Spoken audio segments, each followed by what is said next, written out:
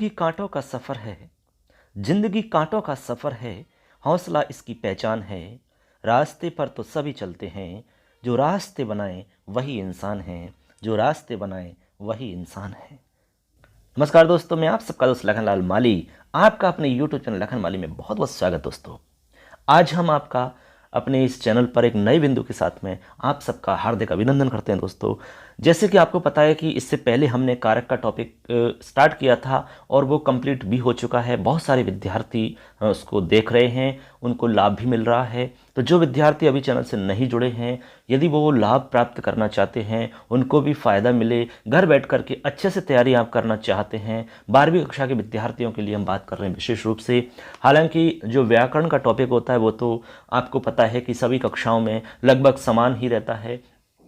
तो जो भी विद्यार्थी, जैसे मान लीजिए कि 11वीं का है, कोई 10वीं के विद्यार्थी हैं, तो वो भी इस टॉपिक को पढ़ सकते हैं, कारक के टॉपिक को भी पढ़ सकते हैं, संधि के टॉपिक को भी पढ़ सकते हैं, क्योंकि उनमें समानता है। तो आपको निश्चित रूप से उससे लाभ मिल जाएगा। दोस्तों, आज हम बात करेंगे, बहुत सारे विद्यार्थियों का सवाल था कि सर हमें अनुवाद बताएं, हमें अनुवाद बताएं, इसमें बहुत दिक्कत आती है। तो निश्चित रूप से हम आपको बताएंगे। दोस्तों, हमने पहले भी कहा था कि कारक का टॉपिक जो है वो अनुवाद से जुड़ा हुआ है। दोस्तों, ठीक है, तो इसलिए हमने आपको कारक का टॉपिक पहले करवाया था। तो आपको पता है कि जो आपका जैसे एक तो कारक हमने आपको बताया था बच्चों, ठीक है, कारक, और कारक जो है वो 6 नंबर का है बच्चों, और एक हमने आप बता रहे हैं अभी अनुवाद, तो अनुवाद आपका 5 नंबर का है।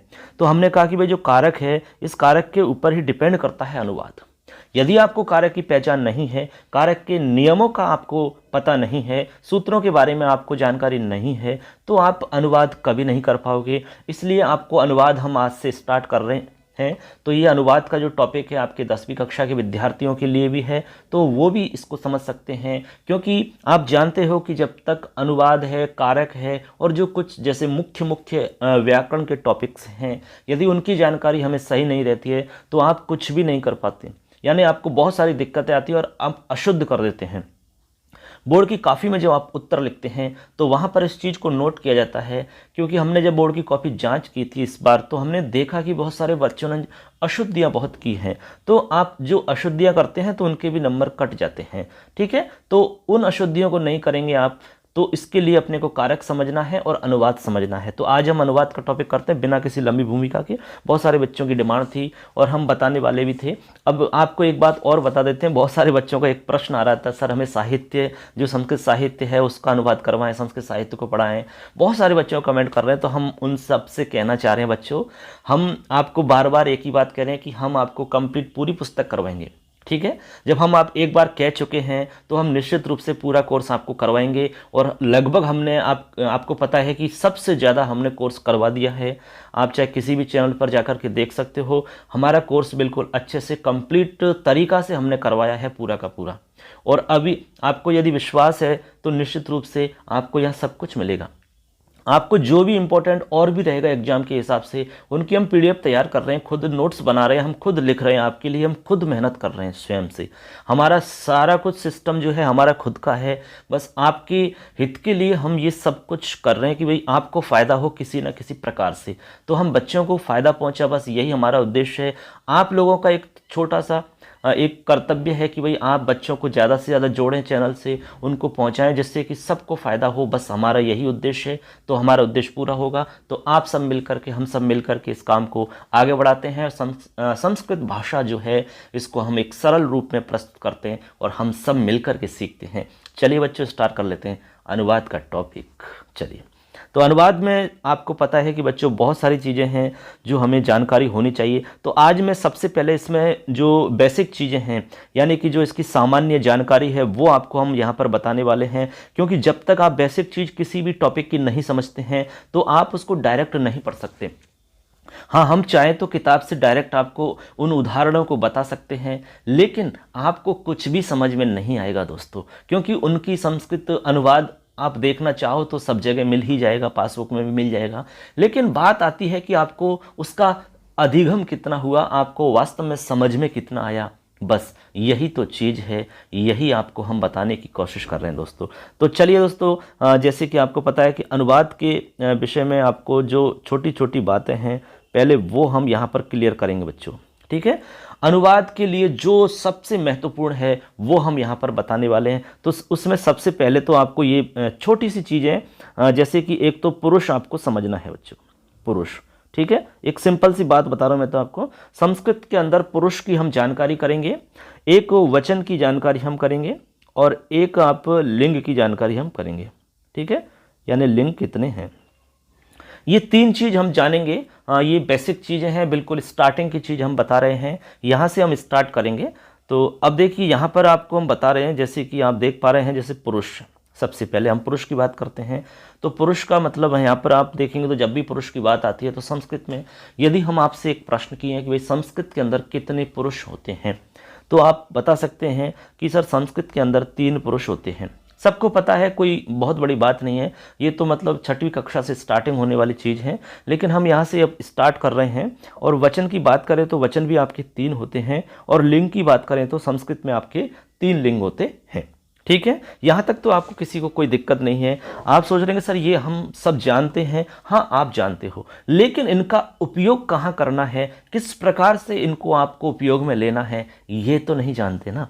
और जो जानते हैं वो बहुत अच्छी बात है, और नहीं जानते हैं वो अब सीख जाएंगे, तो किसी को कोई प्रॉब्लम नहीं है। बस आप हमारे साथ जुड़े रहिए, हमारे साथ में आप बने रहिए, बस आप भी सहयोग करिए, हम आपका सहयोग कर ही रहें। आप अच्छे से मेहनत करिए, अपने टारगेट को आप फोकस करिए, बस निश्चित रूप से आपको सब कुछ मिलेगा जो आप चाहते हो जीवन में, सब कुछ आपको मिल जाएगा।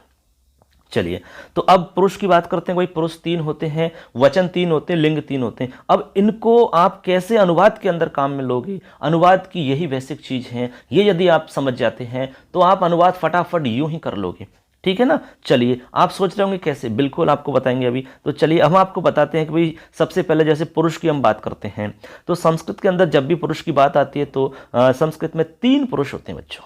कितने पुरुष होते हैं? 3 पुरुष होते हैं। और नाम भी आप जानते होंगे। बहुत सारे बच्चों को यहीं पर प्रॉब्लम आती है, चाहे वो 11वीं का बच्चा है, चाहे वो 10वीं का बच्चा है, चाहे किसी भी कक्षा में पढ़ने वाला बच्चा है, प्रॉब्लम यहीं से क्रिएट होती है।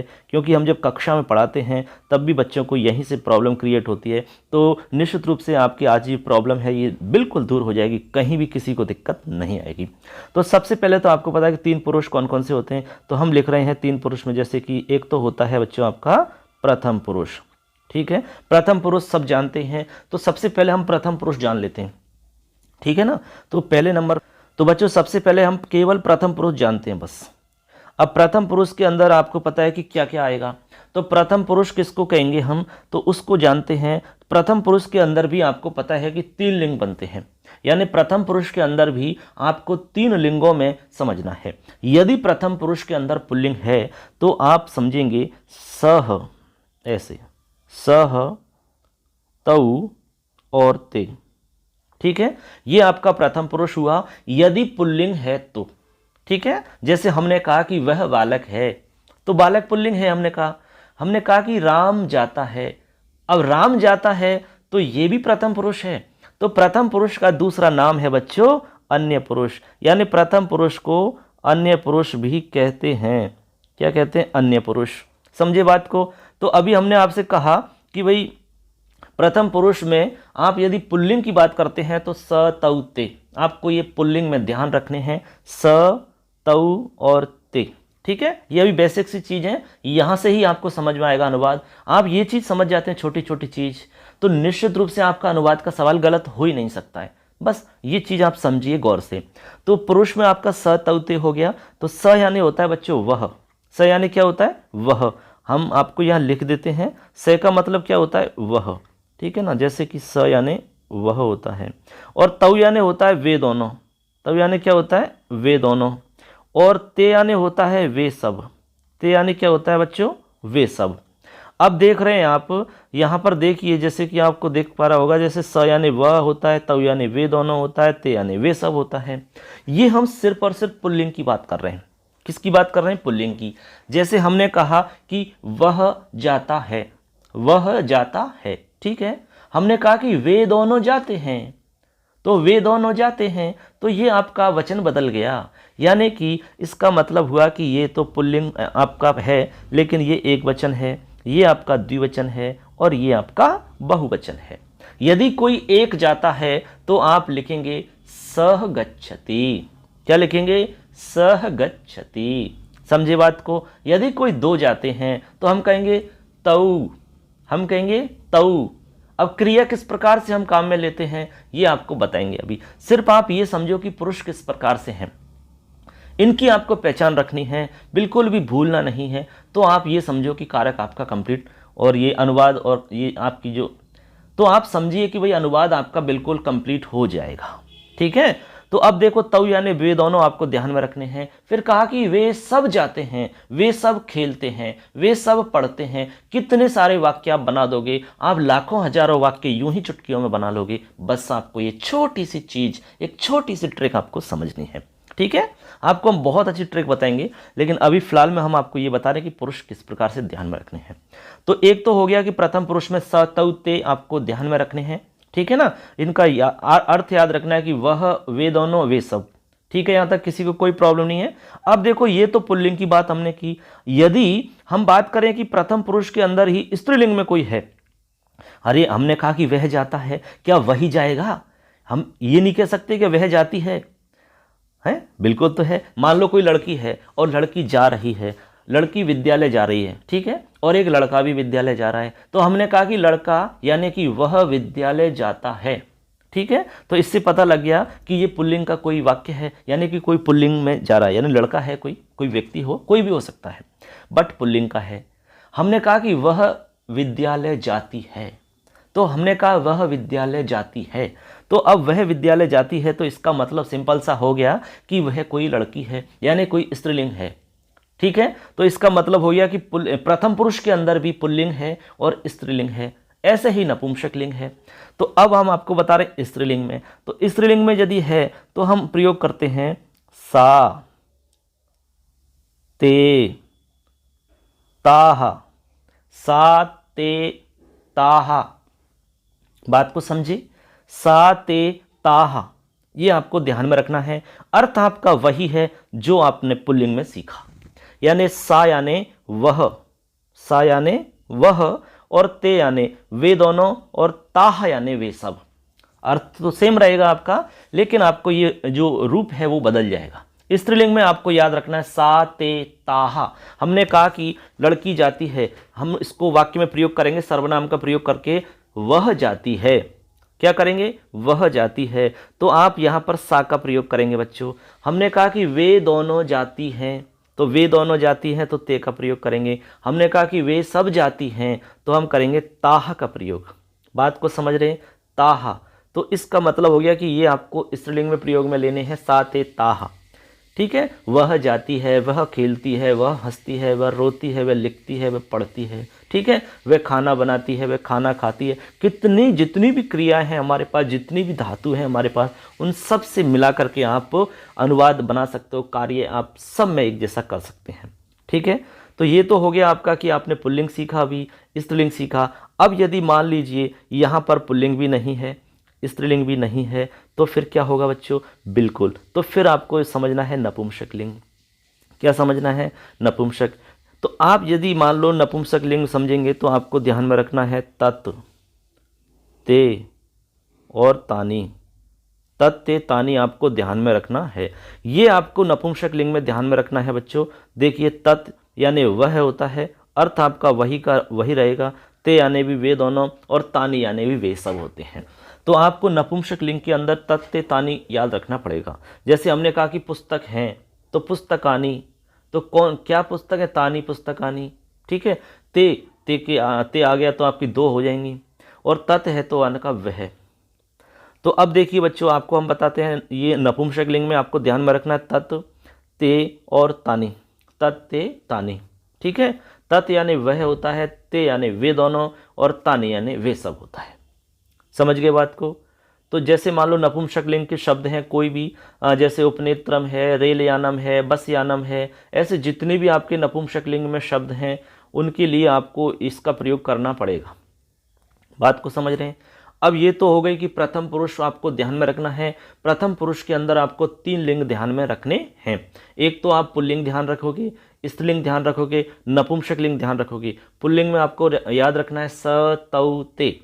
स्त्रीलिंग में याद रखना है सा, ते, ता, और नपुंसक लिंग में याद रखना है तत्, ते, तानी। तत्, ते, तानी।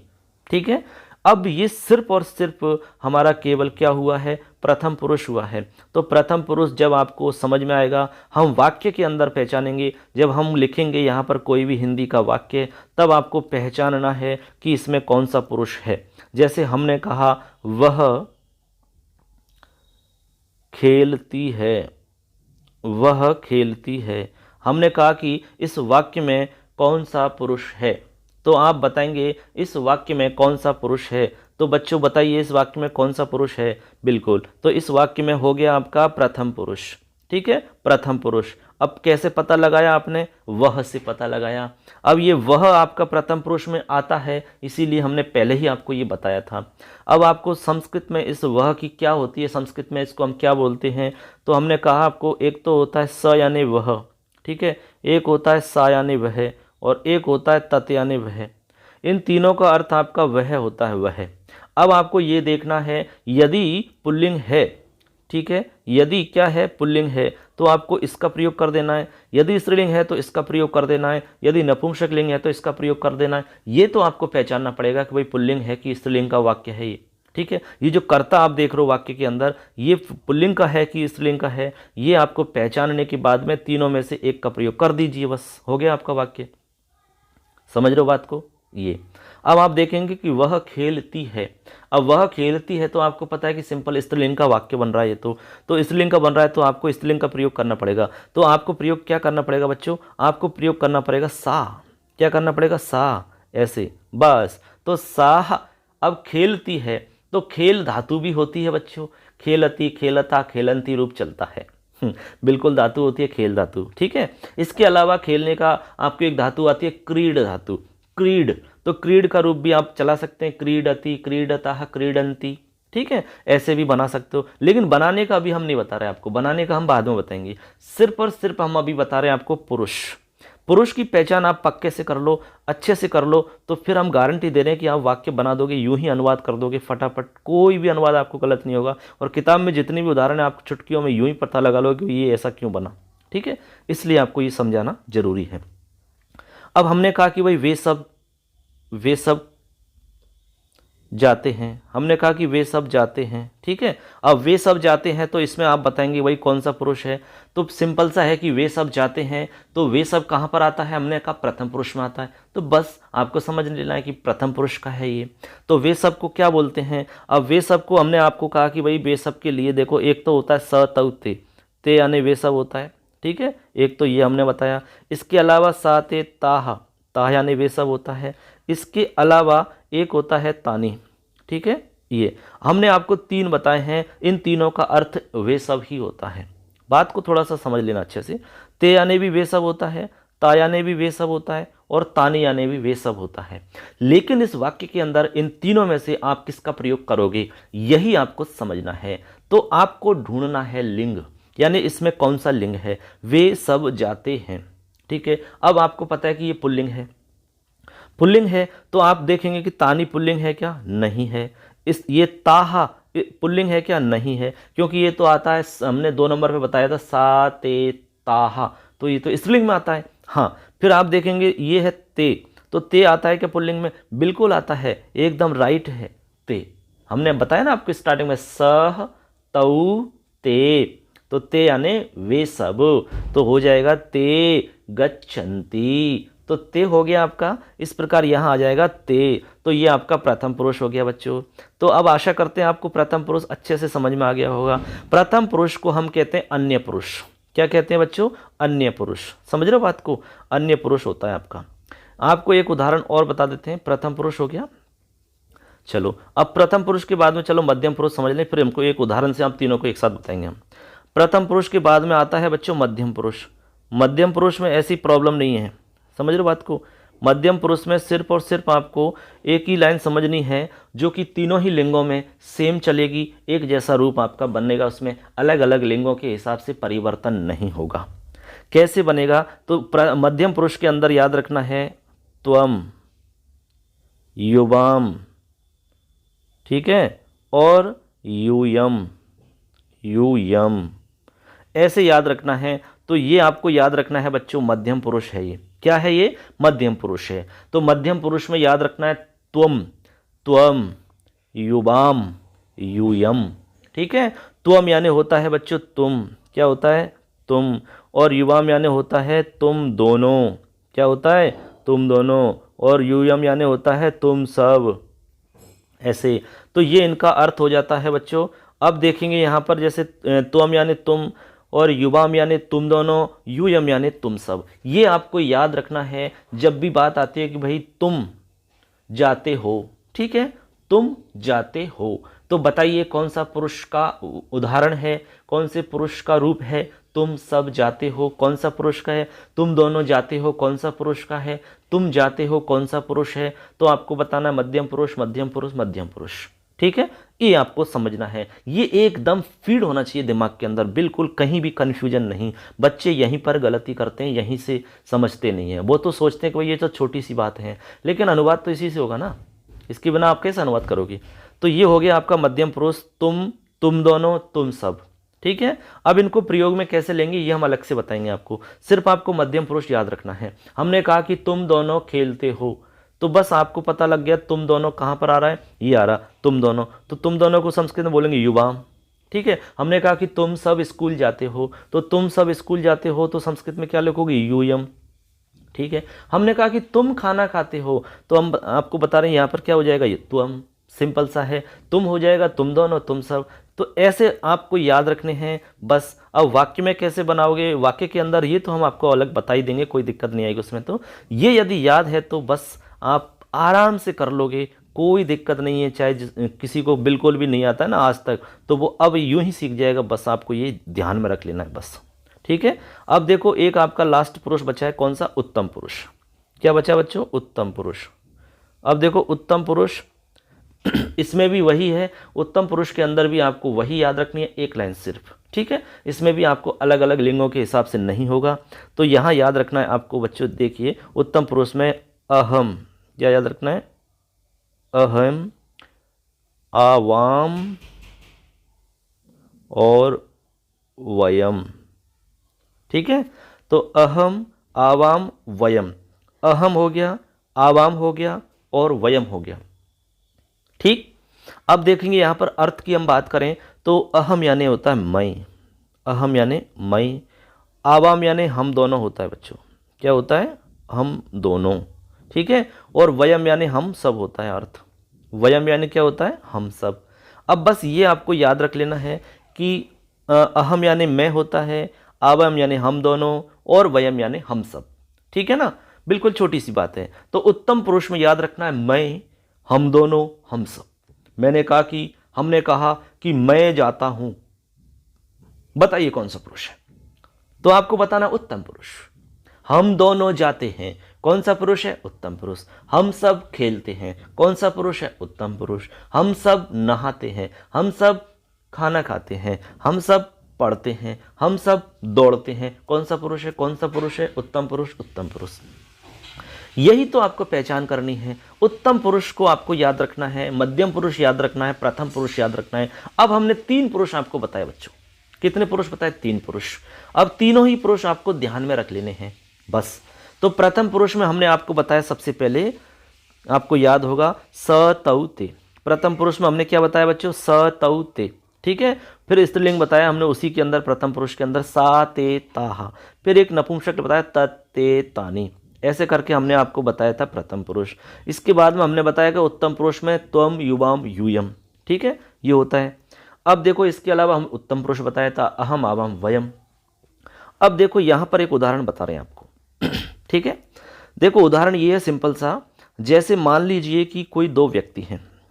ठीक है, ये 2 व्यक्ति हो गए, ये उदाहरण आप समझ लेना। मान लीजिए कि ये 2 व्यक्ति हैं। ठीक है, थोड़ा सा चित्र अच्छा नहीं बना होगा, कोई बात नहीं बच्चों, आप तो मान लो, हम कह रहे हैं मान लीजिए, मान लो कि ये 2 व्यक्ति हैं। ठीक है ना, अब ये 2 आपस में वार्तालाप कर रहे हैं, क्या कर रहे हैं, बातचीत कर रहे हैं। ठीक है, ये आपस में क्या कर रहे हैं, बातचीत कर रहे हैं, दोनों के दोनों। अब 2 व्यक्ति आपस में बातचीत कर रहे हैं। ठीक है, ये आपका एक व्यक्ति हो गया इधर वाला, एक हो गया ये वाला। ठीक है, अब आपको पता है कि जब 2 व्यक्ति बातचीत करते हैं, ठीक है, तो बातचीत करते हैं तो वहाँ पर कोई ना कोई उनका विषय तो होगा ना, यानी कोई ना कोई विषय वस्तु तो होगी कि नहीं होगी उनकी। किस विषय में बात कर रहे हैं वो? अरे कोई तो टॉपिक होगा कि नहीं होगा।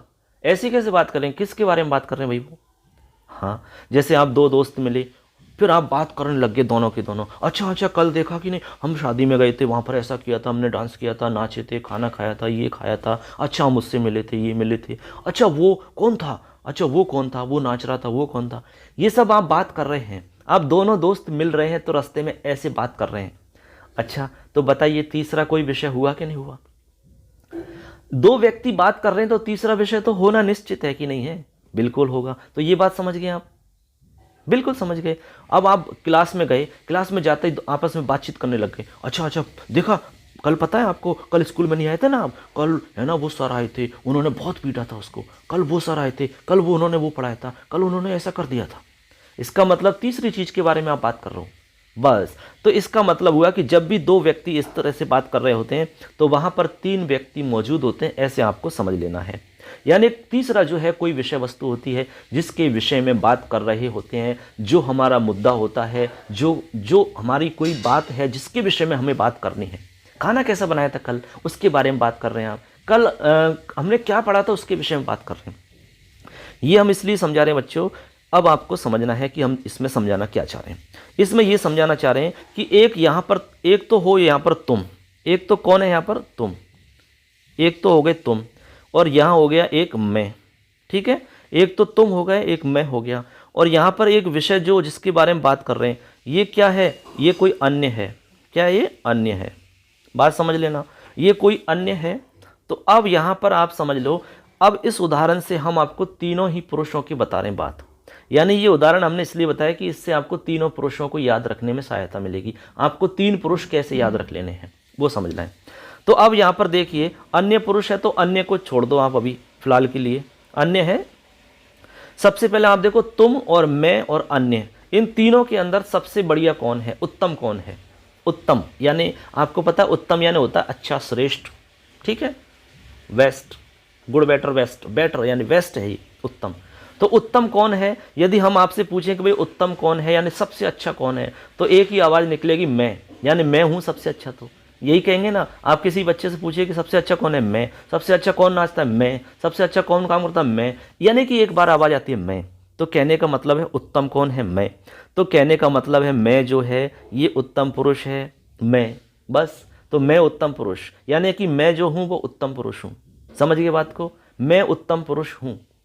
समझ गए कि नहीं समझ गए? उत्तम पुरुष, ठीक है। अब उत्तम पुरुष में मैं याद रखना है, मैं के बाद में एक है तो मैं, हम दोनों हैं तो हम दोनों हो जाएगा फिर, और हम बहुत सारे हैं तो हम सब हो जाएंगे ऐसे। तो ये उत्तम पुरुष याद रख लेना, मैं, हम दोनों, हम सब। बात को समझे? अच्छा अब आप भी नाराज मत होइए बच्चों, आप भी टेंशन मत लीजिए। मैं उत्तम पुरुष हूँ तो आप थोड़ा सा कम यानी बीच में रहोगे आप, यानी कि आप हुए तुम, ठीक है। यानी कि तुम का मतलब हो गया यहाँ पर आप बीच में रहोगे तो मध्यम पुरुष हो जाओगे। क्या रहोगे? मध्यम पुरुष। आप थोड़ा सा मध्यम हो, अभी मध्यम हो, आप थोड़ा सा बीच में हो, तो आप कहलाओगे मध्यम पुरुष। क्या कहलाओगे बच्चों? मध्यम पुरुष, ठीक है। तो मध्यम पुरुष का मतलब हो गया तुम। जब भी तुम आ जाए वाक्य में, तुम आ जाए कहीं भी, या कहीं भी मैं आ जाए तो समझ लेना, या फिर हम दोनों आ जाए तो समझ लेना, हम सब आ जाए तो समझ लेना, ठीक है, कि उत्तम पुरुष है। ऐसे ही आपको हमने बताया कि तुम तो बीच में हो तो मध्यम पुरुष हो, तो समझ लेना तुम मध्यम पुरुष, तुम दोनों मध्यम पुरुष, तुम सब मध्यम पुरुष। बात समझे कि नहीं समझे? बिल्कुल, बहुत अच्छी बात है। अच्छे से सुन लिया तो ये गारंटी अनुवाद क्या यूं ही चुटकियों में हो जाएगा आपका फटाफट। जो 5 नंबर हैं आपके यूं ही मिलेंगे आपको। 6 नंबर का कारक है, 5 नंबर का, ये 11 नंबर का मैटर है, आपको यूं ही आराम से मिल सकते हैं। अच्छा तुम भी हो गए और मैं भी हो गया, ठीक है। मैं उत्तम हो गया, तुम मध्यम हो गए, कोई बात नहीं है, काम चल जाएगा। अच्छा एक बच गया बेचारा, एक के बारे में हमने बात नहीं की, चलो कोई बात नहीं है, अन्य में डाल देते हैं उसको। किस में डाल देते हैं? अन्य में। तो अन्य जो है यहाँ पर जिसके बारे में हम बात कर रहे हैं वो है अन्य। अन्य कहेंगे अन्य पुरुष।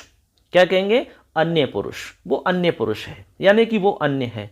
हमने कहा कि अन्य पुरुष को प्रथम पुरुष भी कहा जाता है, अन्य पुरुष को प्रथम पुरुष भी कहा जाता है, ये तो आपको याद रखना है।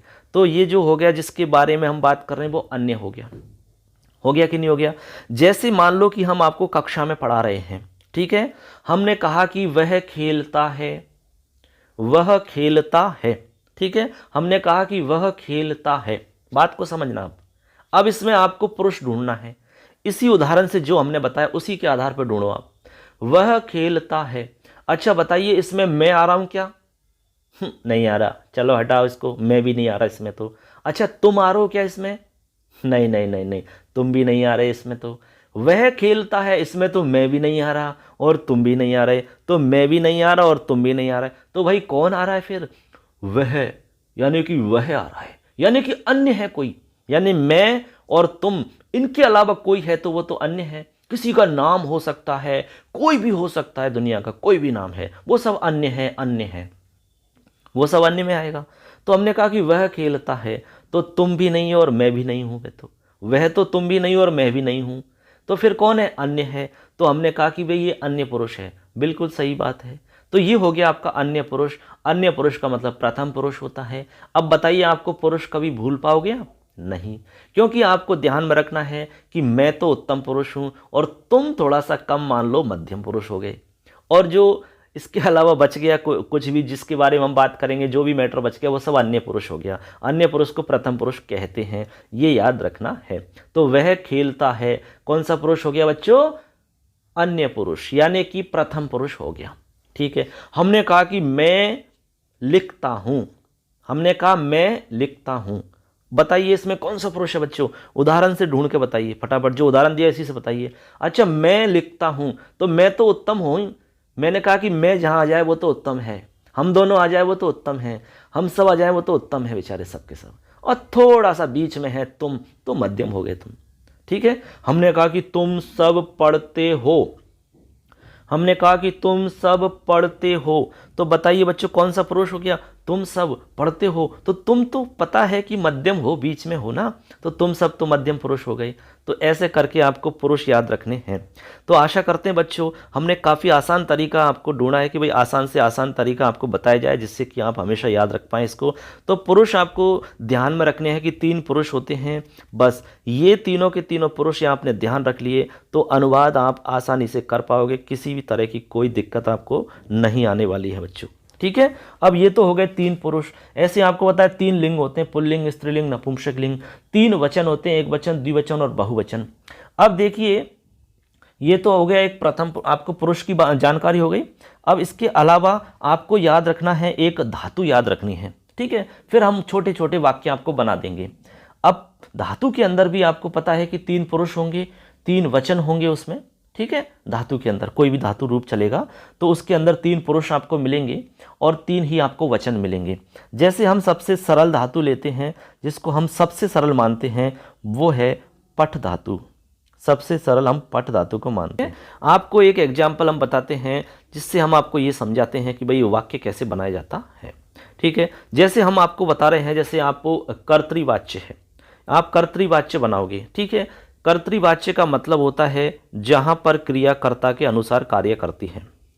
अब जैसे क्रियाकर्ता के अनुसार कार्य करती है, यानी कि सिंपल आपको ये ध्यान रख लेना है कि जो अनुवाद आप करोगे उसमें आपको एक नियम याद रखना है। अनुवाद के अंदर एक नियम याद रखना है और वो नियम है बच्चों आपका 221 का नियम। ये 221 का नियम या ये 221 का फंडा आप समझ जाते हैं तो आपको कहीं भी कोई भी प्रॉब्लम नहीं आएगी। अब 221 क्या है, बस इसी को आपको समझ लेना है। ठीक है। इसी को आपको क्या कर लेना है, समझ लेना है। तो ये आपको एक नियम बता रहे हैं हम 121 का। 121 के नियम को आप समझ जाते हैं तो आप ये समझ लो कि ये अनुवाद जो है, अनुवाद आप अच्छे से समझ जाओगे। अब बच्चों हम आपको बताते हैं कि किस प्रकार से आप अनुवाद करते हो कर्तृवाच्य के अंदर, यानी कि कर्ता के हिसाब से क्रिया चलती है। अनुवाद जब भी करोगे तो उसका एक नियम है बच्चों। अनुवाद का सबसे पहला नियम है कि आपको सबसे पहले तो उसमें कर्ता ढूंढना है। क्या ढूंढना है? कर्ता। कर्ता के बाद में आपको क्रिया पता लगाए उसमें, उसके बाद में क्रिया के बाद में उसमें कर्म ढूंढना है, उसके बाद में और जो भी कुछ अन्य है वो सब ढूंढ लेना है, लेकिन मुख्य तो कर्ता और क्रिया आपको ढूंढ लेनी है। ठीक है। अब कर्ता और क्रिया आपको मान लो मिल जाती है उसमें, उसके बाद में आप क्या करोगे, अब आप देखिए यदि कर्तृवाच्य आप बना रहे हैं, अनुवाद आप कर रहे हैं, तो उसमें आपको क्या करना है, देखिए एक हम वाक्य लिखते हैं छोटा सा, जैसे रामः गृहं गच्छति, रामः गृहं गच्छति। ये एकदम छोटा सा सिंपल सा वाक्य है, ठीक है। अब इस वाक्य से हम आपको समझा रहे हैं कि भाई आप अनुवाद कैसे करोगे, अनुवाद आप कैसे कर सकते हो। एक छोटा सा उदाहरण हम आपको बता रहे हैं, एक बहुत ही अच्छी सी एक मैजिक सी ट्रिक आपको बता रहे हैं, ठीक है।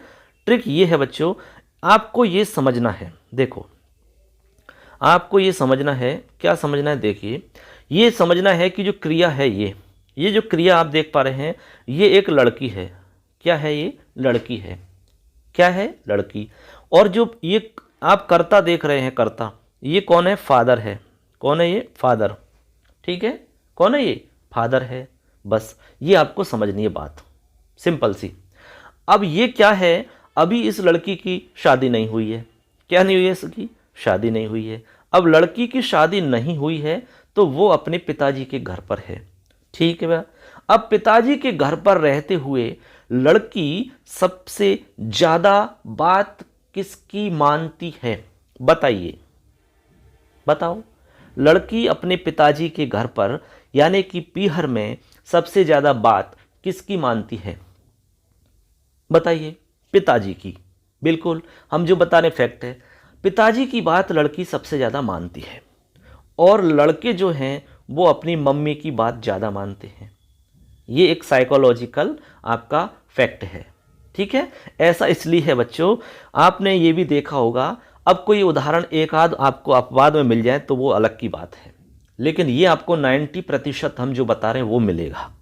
यानी कि जो लड़का है वो अपनी मम्मी को बहुत प्यार करता है, यानी मम्मी को बहुत ज़्यादा चाहता है, मम्मी से स्नेह करता है। और जो लड़की है वो अपने पापा जी से बहुत प्यार करती है, यानी पापा की लाडली इसीलिए कहा जाता है। यानी पापा से ज़्यादा स्नेह करती है तो वो लड़की है, और लड़का है तो वो मम्मी से करता है। ये साइकोलॉजिकल फैक्ट है, इसके बारे में हम बाद में चर्चा अलग से करेंगे, वो आपका मैटर नहीं है। लेकिन आपको ये समझ लेना है कि लड़की जब उसकी शादी नहीं हुई है तो वो सबसे ज़्यादा बात किसकी मानेगी, वो मानेगी अपने पिताजी की बात। किसकी मानेगी, पिताजी की। पिताजी ने कहा कि एक वचन, तो लड़की बेचारी एक वचन में रहेगी। पिताजी ने कहा कि बहुवचन, तो लड़की बेचारी बहुवचन में रहेगी। पिताजी ने कहा कि प्रथम पुरुष, तो बेचारी लड़की प्रथम पुरुष में रहेगी। पिताजी ने कहा कि उत्तम पुरुष, तो ये उत्तम पुरुष में रहेगी। मतलब कहने का ये हुआ कि जो लड़की है, ये लड़की का मतलब क्या है यहाँ पर, क्रिया, ठीक है, धातु। ये जो धातु या क्रिया है ये बेचारी किसके अकॉर्डिंग चलेगी, यानी इसका रिमोट कंट्रोल कहाँ पर है बच्चों, बताओ। इसका रिमोट कंट्रोल है पिताजी के पास। यानी पिताजी का मतलब क्या है, पिताजी का मतलब है कर्ता। पिताजी का मतलब क्या है यहाँ पर, कर्ता। यानी कि इसका रिमोट कंट्रोल कर्ता के पास है। कर्ता का मतलब पिताजी, और किसका रिमोट कंट्रोल है, लड़की का मतलब क्रिया का।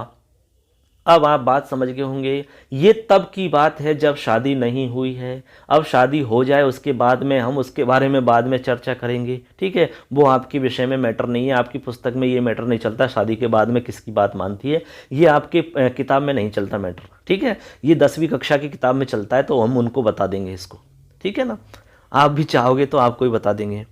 तो अब देखिए यहाँ पर आप बात समझ गए होंगे भाई कि यहाँ पर जो कर्ता है यानी कि पिताजी है, इधर क्रिया है गच्छति यानी कि लड़की है, तो किसकी बात मानेगी, कर्ता की बात मानेगी, यानी पिताजी की बात मानेगी।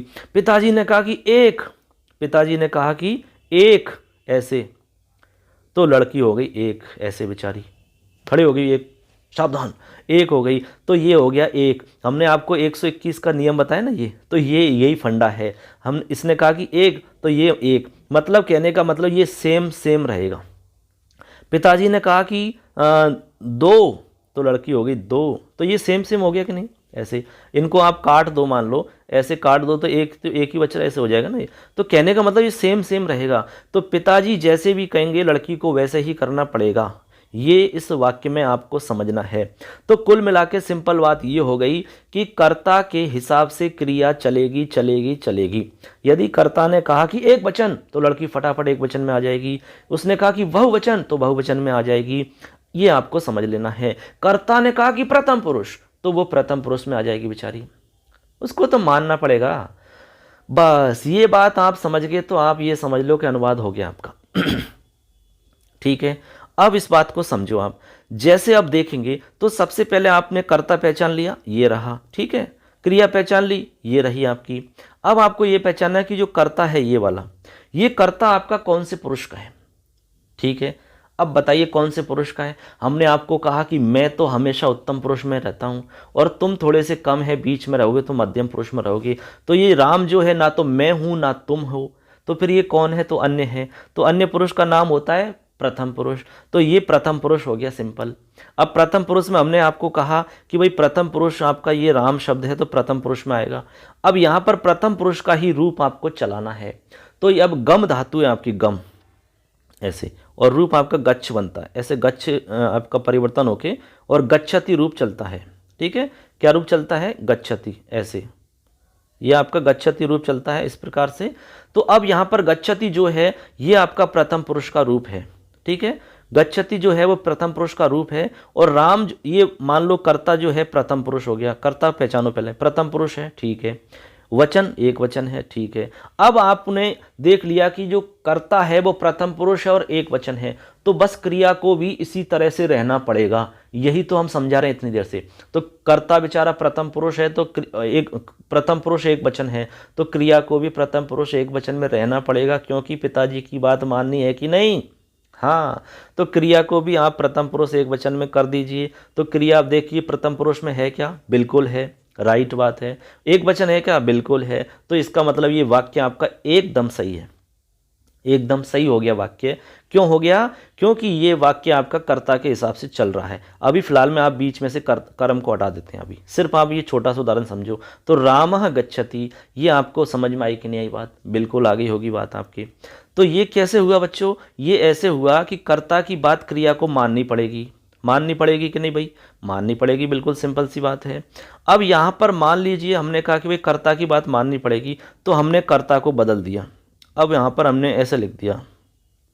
अब बताइए ये वाक्य आपका देखो क्या बन रहा है, ये वाक्य आपका बन रहा है रामौ गच्छति। अब देखिए ये वाक्य गलत है कि सही है, चलो पहचान करते हैं इसकी। हमने जो तरीका बताया उसी से पहचान करो इसकी। तो आपको क्या करना है, सबसे पहले कर्ता देखना, ये कर्ता रहा। कौन सा पुरुष का, हमने कहा कि नाम है किसी का, ना तो तुम हो ना मैं हूं, तो समझ लो अन्य पुरुष है, यानी कि प्रथम पुरुष है। तो ये देखिए प्रथम पुरुष है। सबसे पहले तो हो गया कि ये प्रथम पुरुष है। कौन सा पुरुष है, प्रथम पुरुष, ठीक। इसके अलावा प्रथम पुरुष के अलावा इसमें वचन ढूंढो। अब कौन सा वचन है, तो वचन ढूंढने के लिए आपको क्या करना होगा बच्चों, शब्द रूप याद करना पड़ेगा। तो आप राम शब्द याद करो, ठीक है। कल तक आप याद कर लेना, जिससे कि आगे अगले वीडियो में हम आपको समझाएंगे वाक्य बनाना, तो उसमें आपको दिक्कत नहीं आएगी। तो इसमें आप देखेंगे कि ये आपका द्विवचन का रूप है। रामौ जो है द्विवचन का है। कैसे रूप बनता है, रामः रामौ रामः प्रथमा, रामम रामौ रामान द्वितीया, रामः रामौ रामः प्रथमा, रामः रामौ। तो रामौ ये आपका द्विवचन का रूप है बच्चों। किसका है, द्विवचन का रूप है। तो अब आपको यहाँ देखना है कि ये द्विवचन का रूप हो गया। एक तो हो गया प्रथम पुरुष, एक हो गया द्विवचन, ठीक है। अब ये तो हो गया कर्ता, यानी कि पिताजी कहाँ खड़े हुए हैं बेचारे, प्रथम पुरुष द्विवचन में खड़े हुए हैं। तो लड़की को भी बात माननी पड़ेगी कि नहीं, तो लड़की भी प्रथम पुरुष द्विवचन में होनी चाहिए कि नहीं, बिल्कुल होनी चाहिए। चलो पहचान करते हैं, चेक करते हैं अभी। तो लड़की देखिए यहाँ पर आप देख पा रहे हैं गच्छति रूप कहाँ बनता है, तो आपको याद करना पड़ेगा रूप। पठ धातु का याद कर लो, सबसे सरल है। पठति पठतः पठन्ति, तो पठति पठति, ऐसे गच्छति, तो गच्छति रूप बनता है आपका प्रथम पुरुष में, ठीक है। हमें प्रथम पुरुष चाहिए, तो प्रथम पुरुष तो बिल्कुल सही बात होगी, यहाँ तक तो पुरुष तो मिल गया आपका, ठीक है। अब देखो वचन, तो द्विवचन ढूंढना है। तो अब देखो द्विवचन में आता है क्या, रूप बोल के देखो, पठति पठतः पठन्ति, तो पठति ऐसे ही गच्छति बनेगा, गच्छति। तो ये तो एक वचन में आता है, एक वचन में आता है ना, तो ये तो बिल्कुल गलत हो गया भाई, एक वचन में आता है तो। और ये द्विवचन, यहाँ द्विवचन है, ये एक वचन है, तो पिताजी की बात कहाँ मानी फिर? पिताजी की बात माननी पड़ेगी, तो पिताजी की बात माननी पड़ेगी ना, तो फिर आप इसको बना दो द्विवचन में, बस पिताजी की बात मान लेगी और वाक्य आपका सही हो जाएगा। तो द्विवचन में क्या बनेगा? गच्छति गच्छतः, गच्छतः। तो आपको यहाँ पर गच्छतः ऐसे लिख देना है, ऐसे देखो, ऐसे लिख देना है। अब ये होगा, अब देखो गच्छतः जो है ये द्विवचन है। अब आपके बराबर बात मिल गई, यानी पिताजी प्रथम पुरुष, ये लड़की भी प्रथम पुरुष, ये पिताजी द्विवचन, लड़की भी द्विवचन हो गई। इसका मतलब हो गया कि ये जो वाक्य लिखा है ये वाला गलत हो गया, ठीक है। अब आपका ये वाला सही हो गया। ये ऐसे करके आपको रामौ गच्छता, मतलब राम जाते हैं, दो राम जाते हैं, ठीक है, ऐसे करके। तो ऐसे आपको वाक्य बनाने होते हैं। तो ये तो एक सिंपल सा आपको, केवल आपको एक शुरुआत है। अगली वीडियो में हम आपको और अच्छे से बताएंगे, कंप्लीट आपको बताएंगे हम। आपको करना क्या है, राम शब्द याद करना है और एक पठ धातु याद करनी है, बस। अब अगली वीडियो में आपसे फिर मुलाकात करेंगे बच्चों। आज के लिए तो इतना ही पर्याप्त है। ये आपको समझ लेना और याद कर लेना, दिमाग में अच्छे से फीड कर लेना इसको। आप अनुवाद सीखना चाहते हो तो बस ये छोटी सी आपकी बेसिक चीज़ें हैं, ये आप समझ जाओ, गारंटी देते हैं अनुवाद आपका कभी गलत नहीं होगा, ठीक है। तो आज के लिए इतना पर्याप्त बच्चों। ये आपको कैसा लगा आज का वीडियो, आपको जरूर कमेंट करके हमें बताना। और जो भी बच्चे पढ़ रहे हैं इस पर, अपने सभी दोस्तों को जोड़िए, अपने सभी दोस्तों को बताइए, क्योंकि सबको लाभ मिलना चाहिए, ठीक है।